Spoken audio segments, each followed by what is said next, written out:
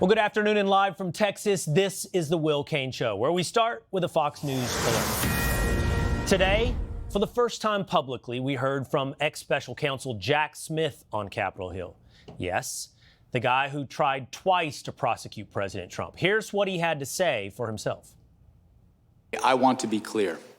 I stand by my decisions as special counsel, including the decision to bring charges against President Trump.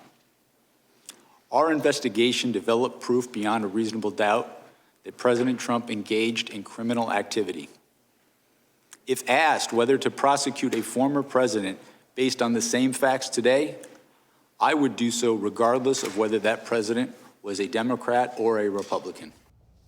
Quick refresher on Jack Smith. After being appointed under the Biden administration, he went after Trump again and again, leading to two separate federal investigations into President Trump. The 2020 election interference case and the classified documents case at Mar-a-Lago. Smith dropped election interference charges after Trump won a second term in 2024. The Supreme Court had already ruled that he had presidential immunity for official acts. And the classified documents case, the one where Mar-a-Lago was raided, it was dismissed by a federal judge on constitutional grounds, ruling Smith's appointment was invalid. President Trump posting moments ago, based on his testimony today, there is no question that deranged Jack Smith should be prosecuted for his actions. He destroyed the lives of many innocent people, which has been his history as a prosecutor. At a minimum, he committed large-scale perjury. Smith says he is not intimidated. How do you think that these statements have impacted you, your staff, and your investigation? With respect to me, I think the statements are meant to intimidate me. I will not be intimidated. I think these statements are also made as a warning to others what will happen if they stand up. And I am, as I say, I'm not going to be intimidated. Smith denies the investigations were politically motivated, but House Judiciary Chairman Jim Jordan says otherwise. He's got to get President Trump. He's got to stop President Trump from running, tie him up in court. He's got to get to trial, or at a minimum, insert an 165-page political document into the presidential campaign. It was always about politics. And while he was under oath, Smith confidently said that the Biden administration did not pressure him to go after Trump. Did President Biden or anyone in the Biden White House ever direct you to seek retribution against anyone perceived to be Biden's political opponent? No. Did the Biden administration or President Biden or anyone in the White House ever write a social media post directing you to seek retribution against any particular individual? No. Did President Biden or anyone else in the Biden White House ever direct you to take any prosecutorial step whatsoever? No.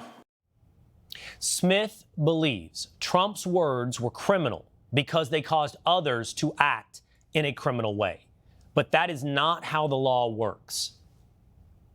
So if a defendant there actually believes a factual claim is true, that would mean he could not be convicted of that charge. Isn't that right? Well, not correctly convicted. The defendant for that charge would have to behave corruptly, and corruptly could include seeking an unlawful benefit, seeking a benefit to benefit themselves, in this case, to stay in office when they had, in fact, not won the election. But there, too, there's a requirement of intent. During the hearing, wannabe California Governor Eric Swalwell, current congressman, he brought theatrics, I know, no big surprise. Do you remember where you were on September 11th? I was in Brooklyn when that happened. I was at the command center that night. I worked on that investigation. I remember pretty clearly. Do you remember where you were on January 6th? On January 6th, I was living in Europe working for the State Department seconded to a war crimes tribunal. What shocked you about it? I just never seen anything like that happen in our country. Some Democrats also use their time to again, misrepresent January 6th?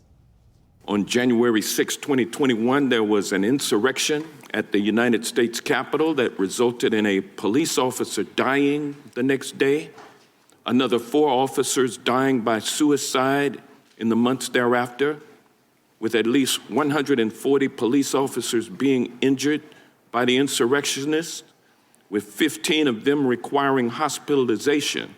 Remember, Hank Johnson once worried about an island literally tipping over. He also didn't mention Ashley Babbitt.